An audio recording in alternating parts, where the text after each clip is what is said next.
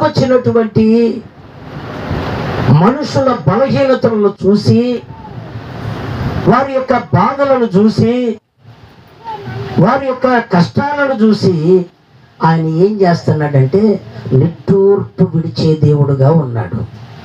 అంటే మన బాధలో ఆయన బాధను అనుభవిస్తూ ఉన్నాడు. అందరూ గట్టిగా 2 చేతులెత్తి స్తోత్రం చెప్తారు, హల్లెలూయా. కాబట్టి అందుకని యెషయా గ్రంథము 63వ అధ్యాయము 9వ వచనంలో ఒక మాట ఉంటుంది. యెషయా గ్రంథము 63వ అధ్యాయం 9వ వచనం చదువుతారా? 63:9 యెషయా గ్రంథము. వారి యావత్ బాధలో ఆయన బాధ నొందెను, ఆయన సన్నిధి దూత వారిని రక్షించెను. ఆగండి. మనం ఆరాధించే దేవుడు మనం బాధపడతా ఉంటే చూస్తూ ఉండేవాడు కాదు. చాలా మంది అనుకుంటూ ఉంటారు, దేవుడికి ఏం చేయాలండి, దేవుడికి కనుక మనలాంటి బాధలు ఉంటే అర్థమయ్యేది అన్నట్టుగా కొంతమంది. నేను బాధల్లో ఉంటే, నేను దుఃఖంలో ఉంటే, నాకు ఇంత సమస్యలో నేనుంటే అసలు దేవునికి కొంచెం కూడా బాధ లేదు, ఆయన నన్ను చూడటం, ఆయన నన్ను గమనించట్లేదని చాలా మంది వాపోతూ ఉంటారు. ఇంకో మంది ఏమంటారంటే దేవుడు శనచూపు చూశాడంట. ఆమెని ఎట్లా చూశాడు అంటే దేవుడికి శనచూపు చూడటం పెద్ద చూపు చూడటం వచ్చా? చాలా మంది అంటూ ఉంటారు, దేవుడు నన్ను చిన్న చూపు చూశాడు పాస్టర్ గారు అని. చిన్న చూపు చూడడం పెద్ద చూపు చూడడం, ఆయన చూపు ఎప్పుడూ మారదు. కనుక వాక్యంలో ఏమని చెబుతుంది, ఆ చెవుడు నచ్చి కలిగిన వ్యక్తిని దగ్గరకు తీసుకొని వస్తే యేసయ్య అతను చూసి నిట్టూర్పు విడుస్తున్నాడు. అంటే యేసుక్రీస్తు మనసు ఎట్లాంటిదంటే తన దగ్గరకు వచ్చిన బిడ్డలు బాధలు చూస్తే ఆయన కూడా బాధపడేవాడు, ఆయన కూడా మన కొరకు కన్నీరు కార్చేవాడు. మన బాధలంటే ఆయనకు బాధ, మన శ్రమలలో ఉన్నప్పుడు ఆయనకి కన్నీరు. ఎందుకంటే ఆయన మనల్ని ఏం చేస్తున్నాడంటే ప్రేమిస్తున్నాడు గనక.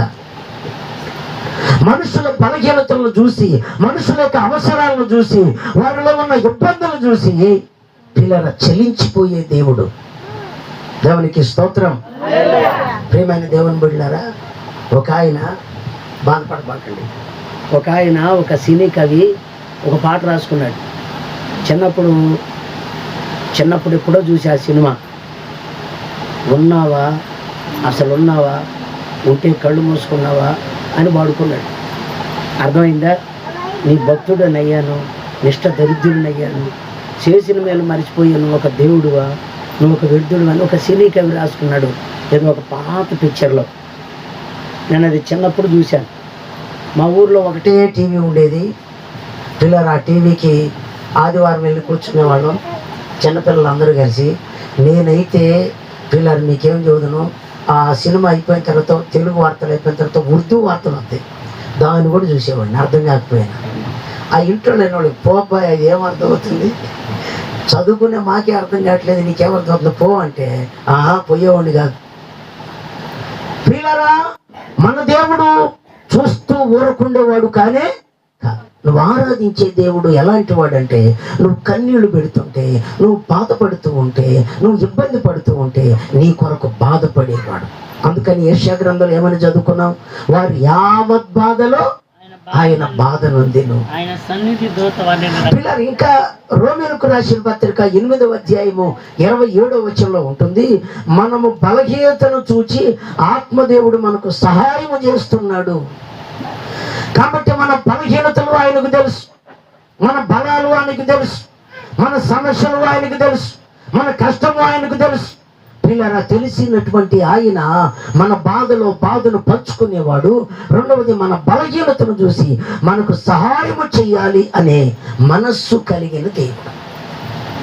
కనుక ఆ మనస్సు కలిగిన దేవుడు ఏం చేస్తున్నాడు, అతని విషయమై నిట్టూర్పు విడిచి అతని దగ్గరికి వెళ్ళి ఎఫ్ఫతా అని పలికితే అతని చెవులు తెరవబడ్డాయి, అతని నోరు నాలుక సడలి అతను స్పష్టంగా మాట్లాడడం ప్రారంభించాడు. అందరూ ఒకసారి ప్రభుకి గట్టిగా ఒక మంచి స్తోత్రం చెబుదాం. హల్లెలూయా. పిల్లరా, ఎఫ్ఫతా అంటే తెరవబడుట, తెరవబడు. ఆత్మీయంగా మనం ఈ వాక్యాన్ని తీసుకున్నప్పుడు దేవుడు ఏమి తెరిస్తే మనకు ఆశీర్వాదము, ఏ ఏ కార్యాలలో ఆయన ఎఫ్ఫాతా అని పలికి పిల్లల మనుషుల జీవితాలను ఆశీర్వదిస్తున్నాడో ఈ ఎఫ్ఫాతా అనేటువంటి మాటను బట్టి ఒక 2-3 విషయాలు నేను మీతో చెప్తాను. చూడండి, లూకా సువార్తలో 59వ అధ్యాయం 1వ వచనము. లూకా సువార్త 59వ వచనం చదవండి.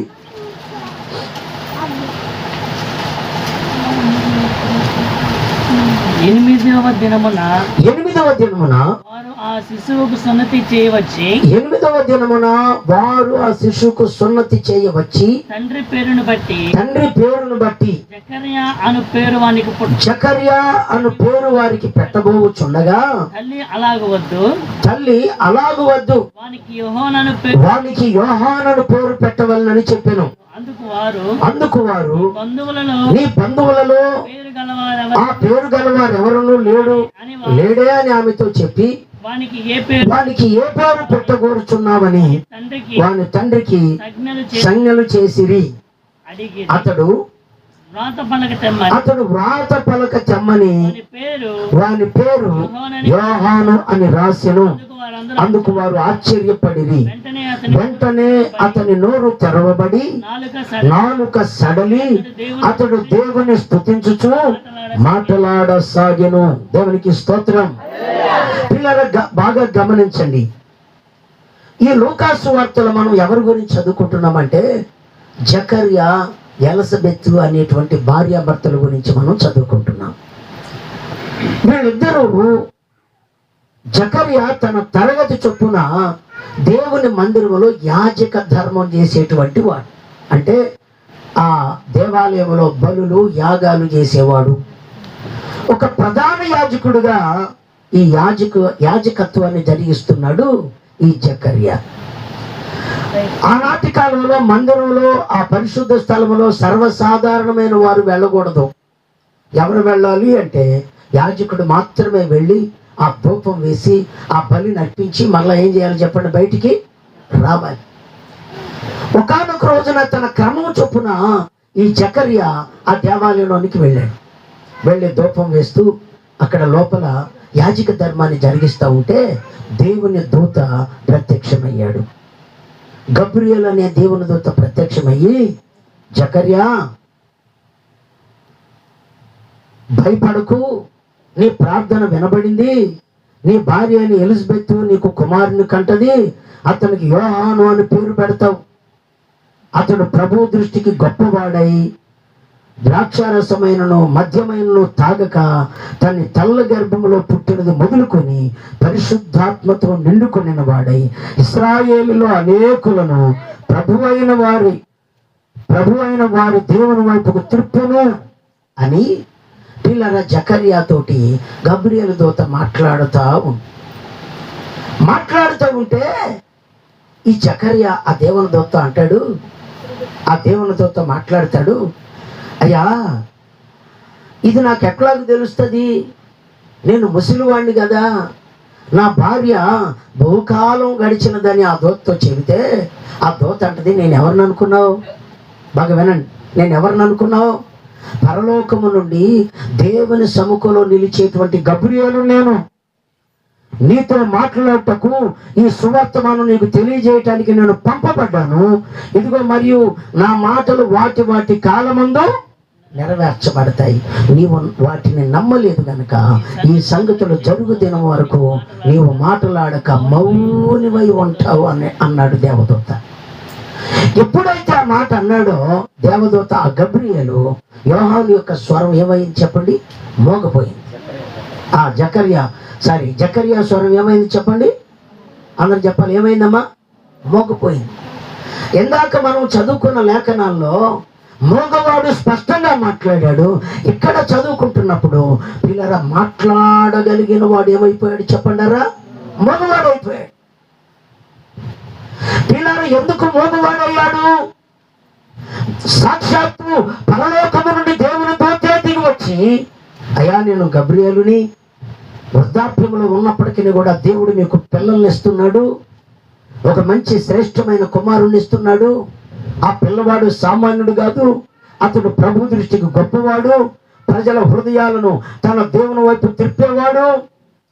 ఒక కారణ జన్ముడుగా ఒక శిశువు మీ కడుపును పుడుతున్నాడంటే జకర్యా అంటాడు, ఇది నాకు ఎట్టాకు తెలుస్తుంది, నేను ముసలివాణ్ణి కదా, మా ఆవిడ చాలా కాలం నుంచి వృద్ధురాలుగా ఉంది కదా, ఇది ఎలాగూ జరుగుతుంది అని అవిశ్వాసాన్ని వ్యక్తం చేశాడు.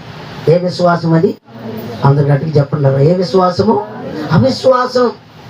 యాజకుడు అండి ఏం వ్యక్తం చేశాడు? అవిశ్వాసాన్ని వ్యక్తం చేశాడు. పిల్లలు నేను అంటాను, మన దేవునికి అసాధ్యమైంది ఏదైనా కలదా? ఏటో నా వైపు చెప్పాలి. మన దేవునికి అసాధ్యమైనది ఏదైనా ఉందా? ఇది జరగదు అని ఎవరైనా చెప్పగలరా? ఆ 90-100 సంవత్సరాలు కలిగిన భార్యాభర్తలకు దేవుడు పిల్లలు ఇవ్వలా? శారా గొడ్రాలై గర్భం మూయబడితే ఇసాకు ప్రార్థన ఆలోచించి ఆ రిబకా యొక్క గర్భఫలాన్ని దేవుడు ఇవ్వలా? అన్న ప్రార్థన చేసుకుంటే దేవుడు ఆమెకు గర్భఫలాన్ని ఇవ్వలా? తన ప్రజల కొరకు ఎర్ర సముద్రాన్ని పాయలు చేయలేదా? బండలో నుంచి నీళ్ళు ఇవ్వలేదా? అందుకని మనం అందరం పాడుకుంటే ఏమని, నీకు ఇలలో ఏది లేదు అసాధ్యము. అసలు మీరు ఎట్లా చప్పట్లు కొడుతున్నారు? అసలు మీరు చప్పట్లు కొట్టడం చూస్తుంటే నా ఫోన్లో రికార్డ్ చేసుకుందాం అనిపిస్తుంది, మా వాళ్ళకు చూపిద్దామని. ఏది ఎట్లా కొడతారు ఒకసారి కొట్టండి చూద్దాం, చప్పట్లు కొట్టండి ఒకసారి. అసలు ఇందాక ఏమైందండి? అసలే నేను లాక్కొని పాడుతుంటే చప్పట్లు కొట్టకుండా మీరు అందులో మీరుంటే అట్ట. స్తోత్రం కలుగును గాక. మీరు చప్పట్లు కొడతారు, మీరు చాలా మంచోళ్ళు. పాడదాం. నీకు ఇలలో ఏది లేదు అసాధ్యము, నీదు కృపతో మాకేదియు కాదిల సమానము. నీ మాట చాలయ్యా, నీ చూపు చాలయ్యా, నీ తోడు చాలయ్యా, నీ నీడ చాలయ్యా. హల్లెలూయా. మన దేవునికి అసాధ్యమైనది లేదు. ఆయనకి నమ్మితే మనము సమస్తము మన జీవితాల్లో సాధ్యపరిచాము. కనుక ఈ జకర్యా అవిశ్వాసంతో పలికేసరికి దేవదూత అంటాడు, నా మాటలు నువ్వు నమ్మలేదు గనక, దేవుని సముఖంలో నుంచి నేను వచ్చి మాట్లాడినా నువ్వు నమ్మలేదు కాబట్టి వాటి కాలమున నా మాటలు నెరవేరు వరకు నీ నోరు మూయబడును గాక అన్నాడు. కాలం జరిగింది. దేవుడు చెప్పినట్లుగానే ఆ ఎలిజబెత్ గర్భాన్ని ధరించి ఒక మగబిడ్డను కన్నది. యూదుల ఆచారం ప్రకారం 8వ రోజున నామకరణము చేయాలి. 8వ రోజున ఏం చేయాలో చెప్పండి? సున్నతి చేయాలి. సున్నతి చేసి నామకరణం కోసం వస్తే అక్కడున్న బంధువులు వాళ్ళందరూ అంటున్నారు, ఈ అబ్బాయికి జకర్యా అనేటువంటి తన తండ్రి పేరును బట్టి జకర్యా అని పెడదామన్నారు. అయితే ఆ బిడ్డ యొక్క తల్లి ఏమంటుందో తెలుసా? అతనికి జకర్యా కాదు పెట్టాల్సింది, మా దేవుడు మాకు చెప్పినట్లుగా యోహాను అని పేరు పెట్టండి. వాళ్ళు అంటారు, ఈ పేరు గల వాళ్ళు మీ బంధువుల్లో ఎవరు లేరే, ఈ పేరు ఎలాగ పెట్టమంటున్నారు? అయినా ఏమో మాట కాదు, గృహ యజమానుడైనటువంటి కుటుంబానికి పెద్దగా ఉన్న జకర్యాని అడుగుదామని అతని దగ్గరికి వెళ్ళి అడిగితే ఆయన అంటాడు, ఒక బలపం తీసుకురండి అన్నాడు. బలపం తీసుకొచ్చి ఇచ్చాడు. చక్కగా ఆయన ఏమని రాశాడు తెలుసా? యోహాను అని రాశాడు. స్తోత్రం, హల్లెలూయా. పిల్లలు యోహాను అని రాశాడు. యోహాను ఎప్పుడైతే ఆ పేరు రాశాడో అద్భుతం ఏంటో చెప్పనా?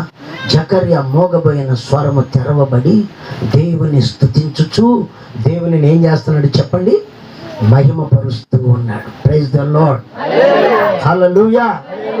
కాబట్టి ప్రియులారా, దేవుడు ఏమి తెరవ చేయగలడు అంటే మోగబోయిన స్వరాన్ని ఆయన తెరవగలడు. ఆయన స్వరాన్ని తెరిస్తే పిల్లలు ఏం జరుగుతుంది?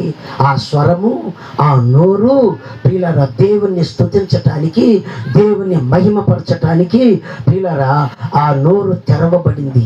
Praise the lord.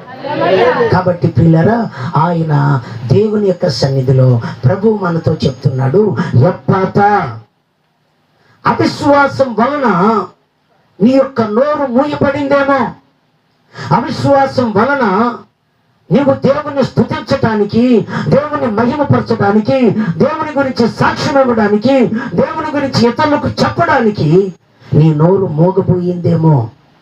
ఈ రోజున ప్రభు అంటున్నాడు, నీ నోటి నేను తెరవజేస్తాను. దేవునికి స్తోత్రం. ఎందుకు మనం ఇతరులతోటి దేవుని గురించి చెప్పలేకపోతున్నామంటే, మనం ఆరాధించే దేవుని పైన మనకే సరిగా విశ్వాసం లేనప్పుడు, మనం ఆరాధించే దేవుని మనం సరిగా ప్రేమించలేనప్పుడు, మనం ఆరాధించే దేవుని యొక్క శక్తి సామర్థ్యాలు మనకు అర్థం కానప్పుడు, అవిశ్వాసంతో ఉన్నప్పుడు, మనం దేవుని గురించి ఇతరులకు చెప్పలేనప్పుడు, ఆత్మ సంబంధంగా మనం ఎవరో చెప్పనా, నోరు మోగబోయిన వారమే. అమ్మ, ఏం పోయిన వారం? నోరు మోగబోయిన వాళ్ళమే, స్వరాలు మోగబోయిన వారమే. కానీ ఈ రోజున దేవుడు నీతో నాతో మాట్లాడుతున్నాడు, ఎప్పాతా అంటే నీ నోరు తెరవబడునుగాక అని చెప్తున్నాడు ప్రభు. ఇప్పుడు ఆయన నోరు తెరిస్తే ఈ నోరు దేనికి ఉపయోగపడుతుంది? ఆ జకర్యా ఆ నోటితో ఏం చేశాడండి? అతను నోరు తెరిచిన వెంటనే పక్కింటి వారిని బూతులు తిట్టెను అని రాయబడిందా బైబిల్లో? ఏటో రాయబడిందా? మరి వాళ్ళ ఆయనని బూతులు తిట్టెను అని రాయబడిందా? మరి ఏమని రాయబడింది? అతడు నోరు తెరవబడి, నా కొడుకు పుట్టాడు, నాకు వాగ్దాన పుత్రుడు పుట్టాడు, కారణ జన్ముడుగా దేవుడు ఇచ్చినటువంటి బిడ్డను నాకు ఇచ్చాడని స్తుతించటలా. తన నోరు తెరిచిన, తన అవిశ్వాసాన్ని పారదోలి తన విశ్వాసాన్ని బలపరిచినటువంటి దేవుని స్తుతించటానికి నోరు వాడుతున్నాడు. స్తోత్రం. కాబట్టి నీ నోరు ఎలా ఉండాలి? దేవుని స్తుతించడానికి ఉపయోగపడేదిగా ఉండాలి. నీ నోరు దేవుని యొక్క నామాన్ని మహిమపరిచేదిగా ఉండాలి. నీ నోరు దేవుని యొక్క స్తుతిని ప్రచురించేదిగా ఉండాలి. వారి నాలుక భూసంచారము చెయ్యును అని ఉంది బైబిల్లో. ఎవరి నాలుక? భక్తిహీనుల నాలుక భూసంచారం చేస్తుందంట. అంటే దాని అర్థం ఏంటో చెప్పనా? లోకంలో ఉన్న మాటలంతా ఏమేమి మాట్లాడుతుంది? ఆ ఇంటి గురించి, ఈ ఇంటి గురించి, ఉదయం లేచిన దగ్గర నుంచి పొరుగు ఇళ్ళ గురించి, వాళ్ళ గురించి, వీళ్ళ గురించి చెప్పందే ఏమికి అసలు నిద్ర పట్టనే పట్టదు. ఒక్కొక్కళ్ళకి కడుపు ఉబ్బరం. మరి ఆ అబ్బాయి ఇట్టంటగా, ఆ అమ్మాయి ఇట్టంటగా, అవి నిన్నే కదమ్మా ఆ అమ్మాయికి పెళ్ళి అయింది అంటుంది. పని కట్టుకొని మళ్ళీ TV9 రిపోర్టర్ లాగా వెళ్ళిపోయింది ఒక్కొక్క ఇంటికి. కాస్త నిజానికి కాస్త 2 ముందు 2 వెనక తగిలించి దాన్ని ఒక అందమైన కావ్యంగా చిత్రీకరించి వ్యాఖ్యానం చేసి నలుగురు చెప్పింది నాకు ఒప్పుకోదేమే. దేవుని యొక్క వాక్యంలో ఉంది, భక్తిహీనుల నోరు నాలుక భూసంచారం చేయనంటే అర్థం ఏంటంటే ఆ ఊళ్ళో ఉన్న మున్సిపాలిటీ చెత్త అంతా ఈ నోట్లోనే ఉంటుంది. దేవుని స్తుతించడానికి ఉండదు, దేవుని మహింపరచడానికి ఉండదు, దేవుని కార్యాలు వివరించడానికి ఉండదు. పిల్లరా, ఎవరితో అయినా దేవుని గురించి చెప్పాలంటే ఎంత బాధో, ఎంత భయమో. పాస్టర్ గారు ఎంత చెప్పిన వాళ్ళు నమ్మరులేండి, ఎంత చెప్పిన వాళ్ళు రారులే పాస్టర్ గారు. దేవునికి స్తోత్రం. కాబట్టి దేవుడు ఎప్పాతా అంటే ఆయన ఎవరు అంటే నోరు తెరిచేవాడు. కాబట్టి మన నోరు దేవుని స్తుతించడానికి తెరవాలి. ఏదో ఒకసారి కళ్ళు మూసుకొని 2 చేతులు ఎత్తి దేవునికి స్తోత్రాలు చెప్పండి. ఒక నిమిషం. ఇంకా ఇంకా ఇంకా ఇంకా ఇంకొకసారి దేవునికి మహిమ కొరకు చప్పలు కొడుతూ దేవుని స్తుతిద్దాం. హల్లెలూయా.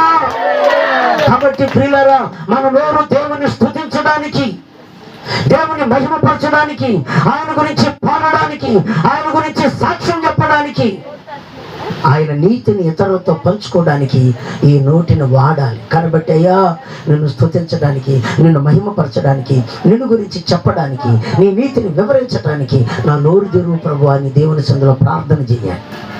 Praise the Lord. హల్లెలూయా. కాబట్టి ఆయన దేవుని యొక్క వాక్యంలో మరో చోట రాయబడి ఉంటుంది, 81వ కీర్తన 10వ వచనంలో, నీ నోరు బాగుగా తెరువుము, నేను దానిని నింపెదను.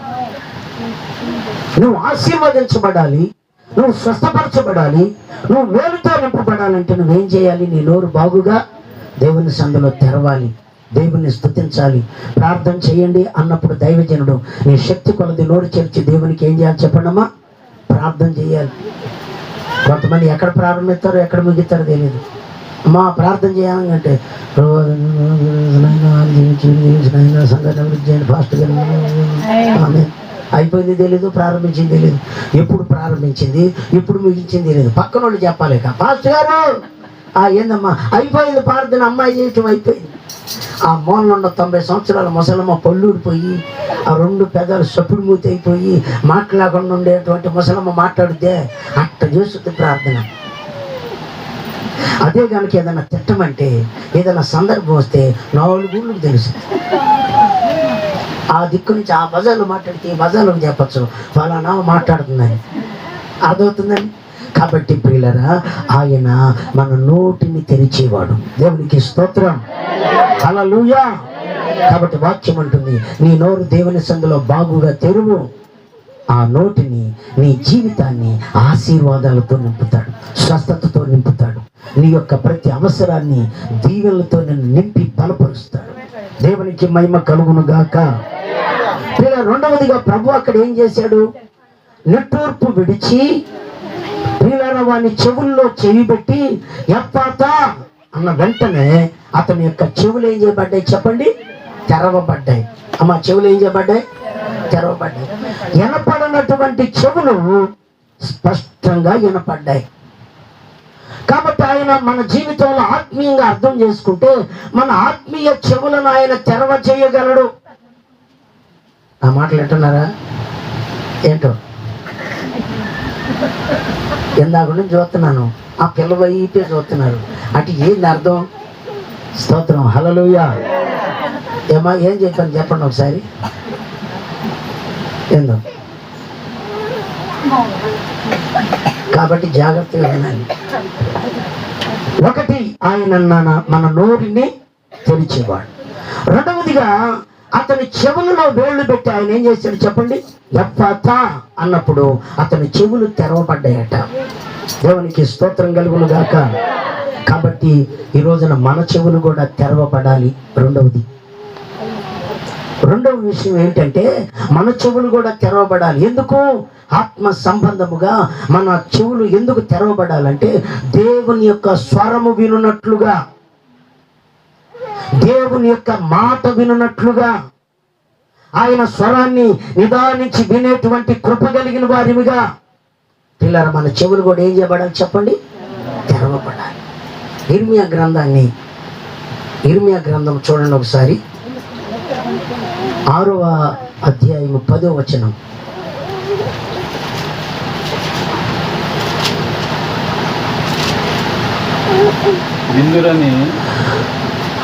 ఎవరికి సాక్ష్యం ఇచ్చేదను? వారు వినుటకు తన మనసును సిద్ధపరచుకొనరు గనుక వినలేకపోయిరి. ఇదిగో వారు దేవుని వాక్యమందు సంతోషము లేని వారై దాన్ని తృణీకరింతురు. దేవునికి స్తోత్రం కలుగును గాక. హల్లెలూయా. ప్రియమైన దేవుని బిడ్డలారా, ఇర్మియా ప్రవక్త ద్వారా దేవుడు మాట్లాడుతున్నాడు. ఎవరికి నేను సాక్ష్యం ఇచ్చేది? ఎవరికితో నేను నా వాక్యాన్ని పంచుకునేది? వారు వినుటకు తన మనస్సును సిద్ధపరచుకున్నారు గనుక నా మాటలు వాళ్ళు ఏం చేయలేకపోయారు? వినలేకపోయారు. దేవుని మందిరానికి వచ్చిన నీవు నీ మనస్సును సిద్ధపరచుకోవాలి దేవుని మాట వినడానికి. అర్థమవుతుందండి? ఎప్పుడైతే నువ్వు మనస్సును సిద్ధపరచుకుంటావో అప్పుడు నీ చెవులు బాగా పని చేస్తాయి. మనస్సు సిద్ధపాటు లేకుండా మేము ఎంత చెప్పినా కానీ చెవిటోడి చెవులో ఏం ఊదినట్టు చెప్పండి? శంఖం ఊదినట్టే. చెవిటోడి చెవులో ఒకడు వెనకాల వెళ్ళి ఆ చెవి దగ్గర పెట్టి ఊదుతూ ఉన్నాడట. పావుగంట ఊదాడంట. ఊది ఇడు కలిపోతూ ఉంటే పావుగంట తర్వాత ఇడు తిరిగి దాన్ని నవలబాకు, అది గట్టిగా ఉంటుంది అన్నాడు చెవిటోడు. అంటే ఏంది అర్థం? వాడు ఊదుతున్న సంగతి వీడికి తెలియదు. ఈ చెవిటోడు అనుకున్నాడు ఇందాక నుంచి తెగ కొరుకుతున్నాడు దాన్ని మోసం మొక్కలాగా, అది అంత గట్టిగా ఉంటే ఆండవులు దెబ్బ అంటున్నాడు ఈయన. నన్ను బలకరీయటానికి అటు ఉన్న వ్యక్తిని తిప్పటానికి ఊదుతున్నాడు అన్న సంగతి తెలియట్లే వాడికి. దేవుని మందిరానికి వచ్చి కూడాను కొంతమంది మనసు పొలం మీద, గేదెల పైన, వదిలి వచ్చిన ఇంటి పైన. అసలు కొంతమంది మనసులు, శరీరాలు ఇక్కడే ఉంటాయి కానీ వాళ్ళు అమెరికా, ఆస్ట్రేలియా అటు మొత్తం తిరిగి వస్తూ ఉంటారు. దేశ రాజకీయాల్లో కూడా తిరిగి వస్తూ ఉంటారు. పెళ్లి ఫంక్షన్లో మాట్లాడుకున్న మాటల మీద కూడా వెళ్ళుద్ది మనసు. ఎందుకని? మేము ఇట్లా వాక్యం చెబుతుంటే మీరు పిల్లలకి ఇలా చూస్తున్నారే, అట్లాగనమాట. స్తోత్రం చెప్పండి గట్టిగా. కాబట్టి ప్రియులారా, దేవుడు అంటున్నాడు, ఎవరికి నేను సాక్ష్యం చెప్పేది? నా మాటలు విననట్లుగా వాళ్ళు మనసును ఏం చేసుకోలేదట? సిద్ధపరచుకోలేదు కాబట్టి వాళ్ళకి ఏం పని చేయలేదు చెప్పండి? చెవులు పని చేయాల. నువ్వు వాక్యం వినటానికి, దేవుని స్వరం వినటానికి, దేవుని మాటలు వినటానికి నీ మనసును సిద్ధపరచుకొని వస్తే నీ చెవి ఇక్కడి నుంచి చెప్పే ప్రతి మాట పైన నీ యొక్క చెవి ఉంటుంది. స్తోత్రం. అవునా కాదా? ఇక్కడ చెప్పే ప్రతి మాట పైన నీ చెవి ఉంటుంది. అప్పుడు వాక్యం ద్వారా దేవుడు నీతో మాట్లాడతాడు. దేవుడు ఎలా మాట్లాడతాడు నీతోటి? హఠాత్తుగా దిగొచ్చి, కుమార్తె దేవుని మందిరానికి వస్తున్నావు, నీకేం కావాలమ్మా అని సడన్గా కనపడి మాట్లాడు నీతో. దైవజనుల ద్వారా మాట్లాడతాడు, ప్రవచనాల ద్వారా మాట్లాడతాడు, పరిస్థితుల ద్వారా మాట్లాడతాడు, వాక్యము ద్వారా మాట్లాడతాడు, దర్శనముల ద్వారా, స్వప్నముల ద్వారా దేవుడు మనతోటి దేవుడు మనుషులతో మాట్లాడేటువంటి క్రమము అనేక రకాలుగా ఉన్నా ఆయన మాట వినేటువంటి చెవి నీకు కావాలి. ఆ చెవును పని చేయాలంటే నీ మనసును ఏం చేసుకోవాలి చెప్పండి? సిద్ధపరచుకోవాలి. నాతో మాట్లాడు గట్టిగా అంటే పైన వాడికి అట్ట ఆపడు. నాతో మాట్లాడు ప్రభు అంటుంటే నిద్రపోతుంటవి, నాతో మాట్లాడు ప్రభు అంటే ఆ గోడ పడగొడుతుంటవి, నాతో మాట్లాడు ప్రభు అంటాడు. ఆ పిల్లలకి చూసి ఆడుకున్నాం గవ్వుల్లాగా, బుగ్గల్లాగా. ఆ పిల్లని అటు ఇటు చెప్ప, నాతో పాట ఏం పాడే చెప్పండి? నాతో మాట్లాడయ్యా. మరి నువ్వు చేస్తున్న పని ఏంది? సిద్ధం ఉందా? సిద్ధమైనటువంటి మనస్సు ఉందా మనకి? కాబట్టి ఆయన ఏమి చేయగలడంటే, ప్రియులారా, వినున్నట్లుగా మన మనస్సును సిద్ధపరచుకొని నీ యొక్క ఆత్మీయ స్వరాన్ని నేను విన్నట్లుగా నా ఆత్మీయ చెవులను నీవు తెరువయ్యా అని ప్రార్థన చేసుకోవాలి. దేవునికి స్తోత్రం. వింటే ఏమొస్తుందండి? దేవుని మాటలు వింటే వినుట వలన విశ్వాసము కలుగును, వినుట క్రీస్తుని గురించిన సంగతులను బట్టి విశ్వాసము కలుగును. దేవుని మాటలు, దేవుని గురించి వినే చెవి నీకుంటే నీ విశ్వాసం అభివృద్ధి చెందుతుంది, నీ విశ్వాసం బలపడుతుంది. పిల్లల విశ్వాసం ద్వారా అనేకమైన ఆశీర్వాదాలు నువ్వు అనుభవిస్తావు. కాబట్టి రెండవదిగా ఆయన ఏమి తెరవగలడు అంటే మన ఆత్మీయ చెవులను ఆయన తెరవ చేయగలడు. ఆ వ్యక్తి యొక్క చెవులను తెరిచినట్లుగా మన ఆత్మీయ చెవులు తెరవగలిగినటువంటి యెహోవా అని పలుకగలిగిన స్వస్థతనిచ్చే దేవుడు మనం ఆరాధించేవాడు. స్తోత్రం కలుగును గాక. హల్లెలూయా. కాబట్టి ప్రియులారా, ఇది రెండవ పాయింట్. మూడవదిగా మనం బాగా అర్థం చేసుకుంటే 2వ రాజుల గ్రంథము 6వ అధ్యాయము 18వ వచనాన్ని మనం చదువుకుందాం. 2వ రాజుల గ్రంథము. ఆ దండువారు అతనిని సమీపించినప్పుడు ఎలీషా ఈ జనులకు అంధత్వంతో మొత్తమని దాన్ని కొంచెం పై ఎత్తున చదవనా. యెహోవా వీడు చూచినట్లుగా దయచేసి వీరి కళ్ళను తెరవమని ఎలీషా ప్రార్థన చేయగా యెహోవా ఆ పనివాని యొక్క కళ్ళను తెరిచెను. దేవునికి స్తోత్రం. పిల్లలు, ఆయన ఏమి తెరవగలడు అని అంటే ఆయన కళ్ళను తెరవగలడు. 2వ రాజుల గ్రంథంలో మనం చదువుతూ ఉంటాం. సిరియా రాజు ఇశ్రాయేలుతో యుద్ధం చేయటానికి వెళ్ళేటప్పుడల్లా, అమ్మ నా వైపు చూడండి ఒకసారి, అందరు నా వైపు చూడండి. ఇశ్రాయేలు రాజ్యంపైకి యుద్ధం చేయటానికి వెళ్ళినప్పుడల్లా ఈ దైవజనుడు ఏం చేస్తాడు తెలుసా? ప్రార్థన చేయంగా అంటే దేవుడు అతనికి బయలుపరుస్తున్నాడు. ఇదిగో ఇశ్రాయేలు రాజుతో చెప్పు, ఇటు వెళ్తే సైనికులు ఉన్నారు. ఇశ్రాయేలు రాజుతో చెప్పు, ఎలా చేస్తే ఓడిపోతాడు. ఇశ్రాయేలు రాజుతో చెప్పు, ఎలాంటి విపత్తు రాకపోతుందని. సిరియా రాజు చేసే కార్యాలన్నీ ఇతను ప్రార్థన చేస్తూ దర్శనంలో చూసి ఇశ్రాయేలు రాజు గారికి చెప్పేస్తున్నాడు. ఇజ్రాయెల్ రాజు జాగ్రత్త పడుతూ కీడు అనుభవించకుండా జాగ్రత్తగా ఉన్నాడు.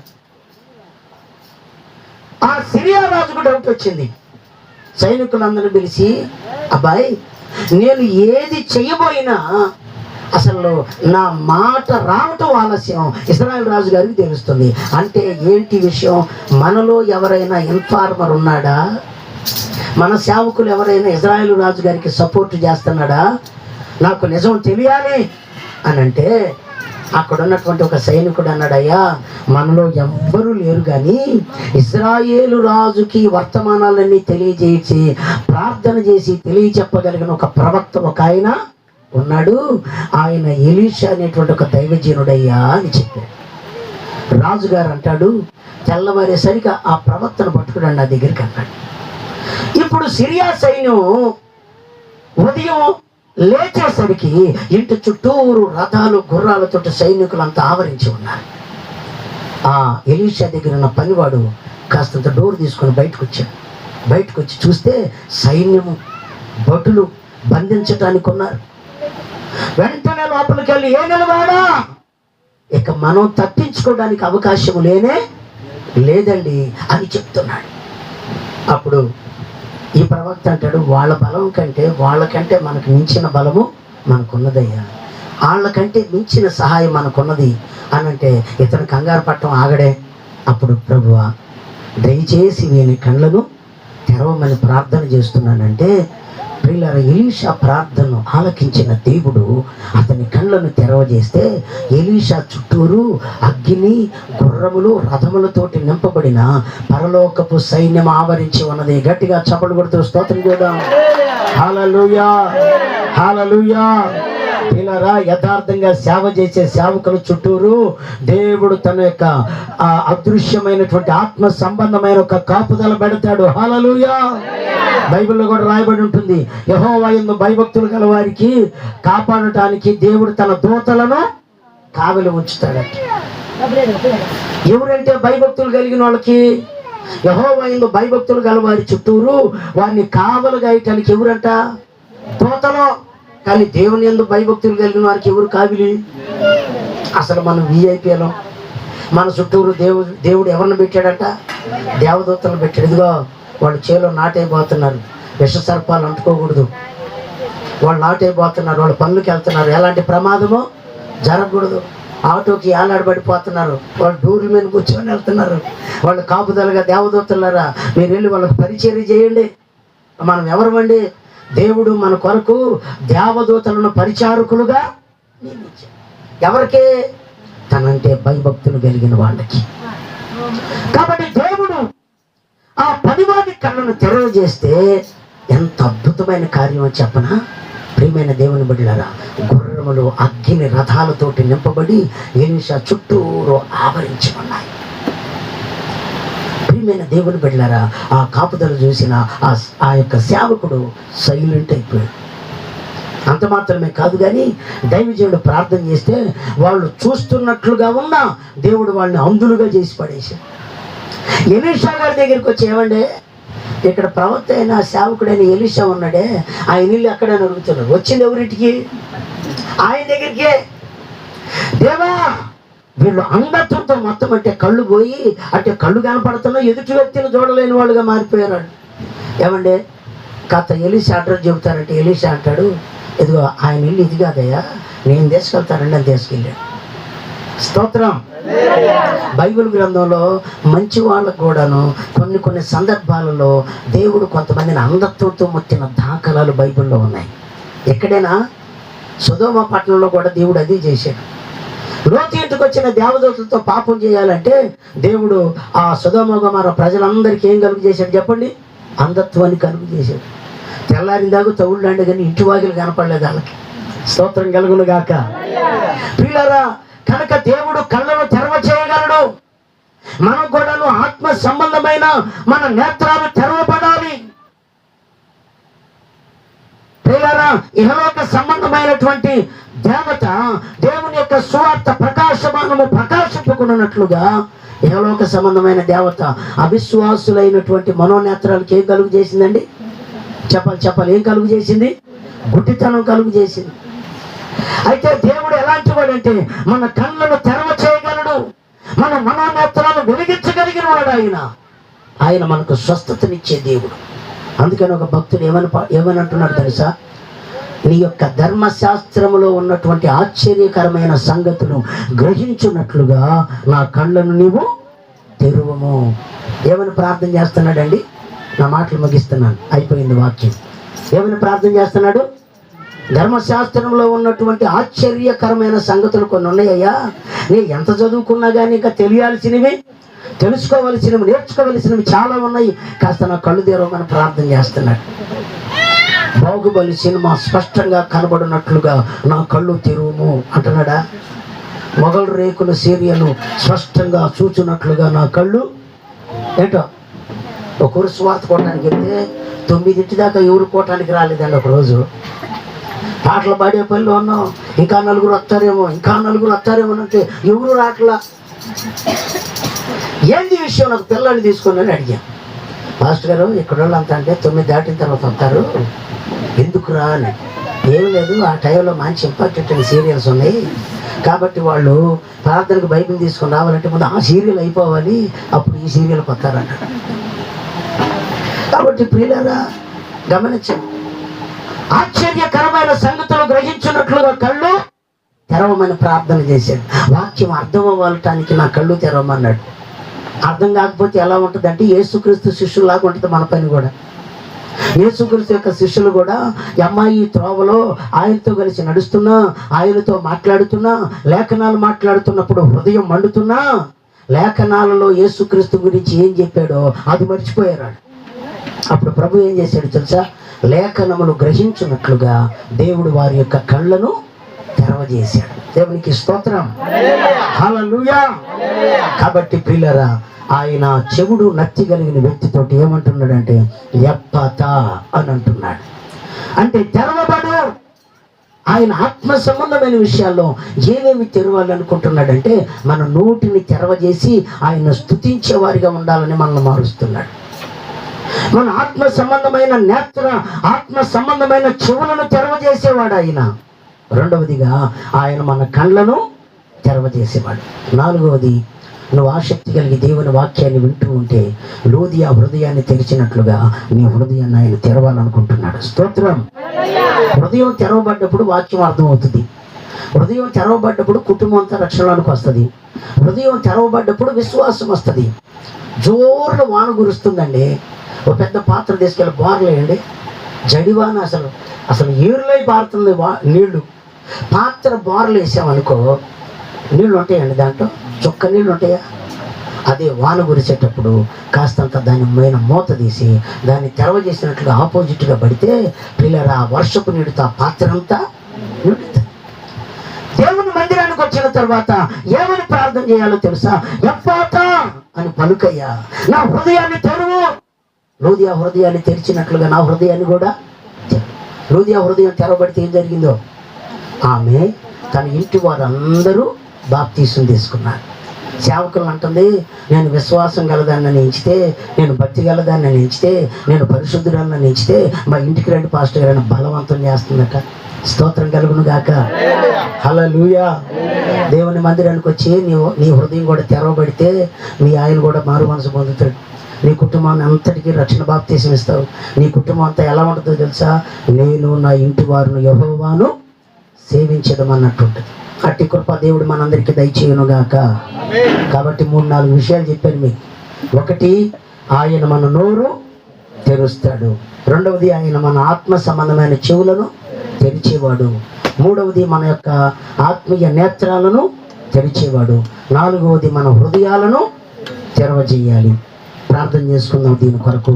దేవుడి వాక్యము తన వెనుకల్లో దీవించును గాక.